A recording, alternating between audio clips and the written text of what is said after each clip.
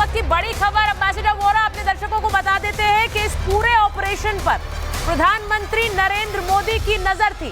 वो पल पल की जानकारी इस ऑपरेशन की ले रहे थे। पीएम मोदी ने इस ऑपरेशन पर अपनी नजर बनाई हुई थी। ये कहा जा रहा है कि पीएम आवास से पीएम मोदी इस पूरे ऑपरेशन पर नजर बनाए हुए थे। उन्हें एनएसए अजीत डोभाल इस ऑपरेशन की एक एक डिटेल ब्रीफ कर रहे थे।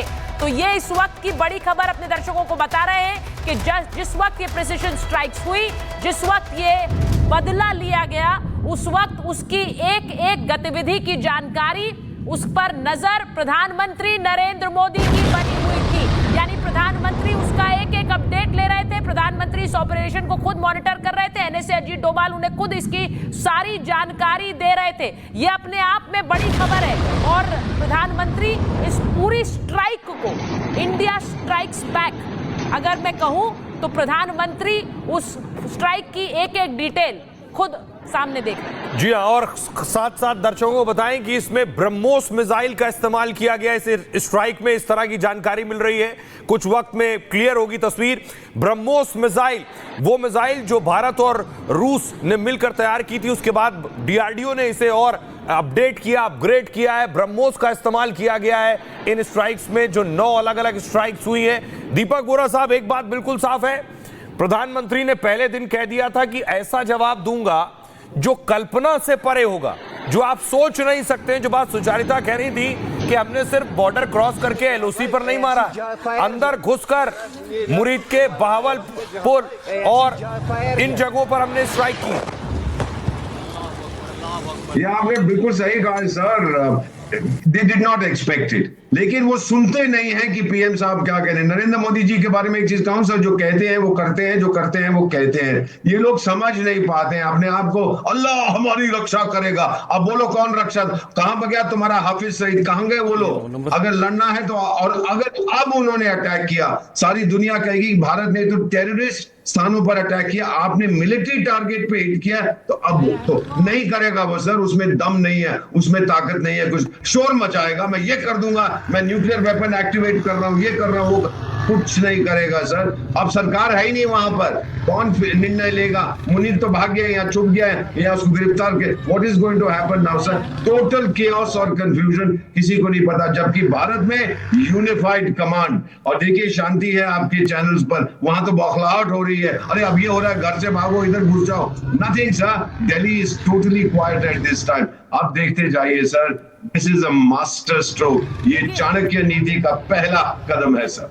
एम्बेसडर वोरा, आप जब बात कर रहे हैं कि वहां पर निर्णय कौन लेगा, और यहाँ पर जो ट्रायड है उसने ये कोऑर्डिनेटेड स्ट्राइक्स की हैं। जो खबर आ रही है हमारे पास वो ये कि इंडियन आर्मी, नेवी और एयरफोर्स का एक जॉइंट ऑपरेशन के तहत ये स्ट्राइक की गई।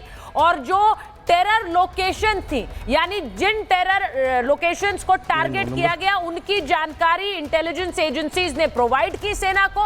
उसके बाद ये पूरा प्लान बनाया गया कि किस तरह से उनको टारगेट किया जाएगा। और इंडियन आर्मी, नेवी और एयरफोर्स का ये कोऑर्डिनेटेड एफर्ट, जिसके चलते ये स्ट्राइक्स की गई, जिसमें अभी खबर ये आ रही है कि 50 से ज्यादा आतंकी मार गिराए गए हैं।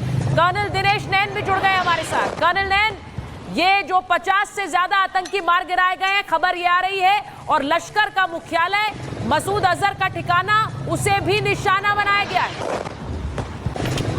आज सुचारिता, भावलपुर के अंदर काफी तबाही हुई है। 4 के करीब मिसाइल्स जो है वो मसूद अजहर का, जो भावलपुर का हेडक्वार्टर और मदरसा था, उसके ऊपर गिरा। उसके बाद वहां पे खंडर में बदल गया है। भावलपुर का जो अस्पताल है सुचारिता, उसके आगे अफरा तफरी हो रखी है। अभी तक 50 की संख्या बताई जा रही है, और जैश के कई कमांडर उसमें बताए गए, मारे गए हैं। साथ ही साथ अभी इस चीज का वेट करना है कि क्या उसमें मसूद अजहर भी था वहां पे उस टाइम पर कि नहीं, उसकी क्या खबर आएगी। दूसरी खबर यह आ रही है सुचारिता कि जितनी भी मिसाइल से फायर की गई हैं, खासकर नॉर्थ साइड से या एलओसी की तरफ से, ये हमारे राफेल के जो स्कैल्प मिसाइल्स हैं उसका फायर हुआ है। स्कैल्प मिसाइल का अटैक हुआ है ये सारा। और इसमें पार्टिसिपेशन सभी का है, आर्मी की तरह ग्राउंड फोर्सेस का भी है, नेवल का भी है और एयरफोर्स का भी है। रही बात मुरीदके के अंदर, मुरीदके के अंदर भी काफी अटैक हुआ है। लगता है वहां पे भी जो खबर आ रही है कि 2-3 के करीब मिसाइल वहां भी डाली गई हैं, जो कि लश्कर तैयबा का सेंटर है। बाकी पीओके के अंदर मुजफ्फराबाद, कोटली, बाग, रावलकोट, इन सभी जगह पे अटैक हुआ है सुचारिता। और जो खबरें अभी निकल के आ रही है कि पाकिस्तान के मदरसों के अंदर से अनाउंसमेंट की जा रही है कि सभी लोग ताले लगा रहे हैं, बच्चे बूढ़ों को लेकर सुरक्षित स्थान पर चले जाएं। उन बेवकूफों को लगता है कि भारत ने शायद अटैक कर दिया, लेकिन भारत ने कहा है कि हमने ना तो किसी सिविल इंस्टॉलेशन पे और ना ही भारत ने किसी मिलिट्री इंस्टॉलेशन के ऊपर कोई अटैक किया है। पर डेफिनेटली सुचारिता, जिस प्रकार से 1:30 बजे के करीब ये अटैक हुआ, उसके बाद से लेके पाकिस्तान के ने एक मिसाइल हमारे इंपॉर्टेंट इंस्टॉलेशन को टारगेट करके करने की कोशिश की, जिसे मार गिराया है। तो ये भी खबर आ रही है। हमारे साथ अनामिका भी बनी हुई है। अनामिका, कहां पर आप मौजूद है, जरा बताइए। और दूसरी बात ये कि देश अभी सो रहा है, सुबह उठेगा तो ये गुड न्यूज मिलेगी कि पाकिस्तान में 50 से ज्यादा आतंकी ढेर किए जा चुके हैं।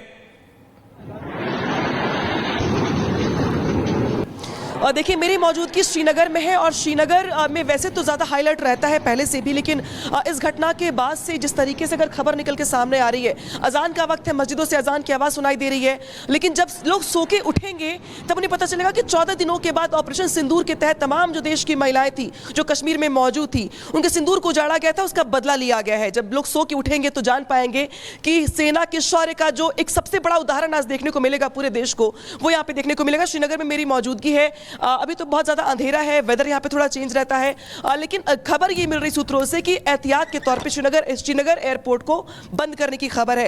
हालांकि पुख्ता जानकारी अभी कुछ देर के बाद मिल पाएगी, लेकिन अभी खबर यही आ रही कि एहतियात के तौर पे जो है एयरपोर्ट को बंद करने की खबर है।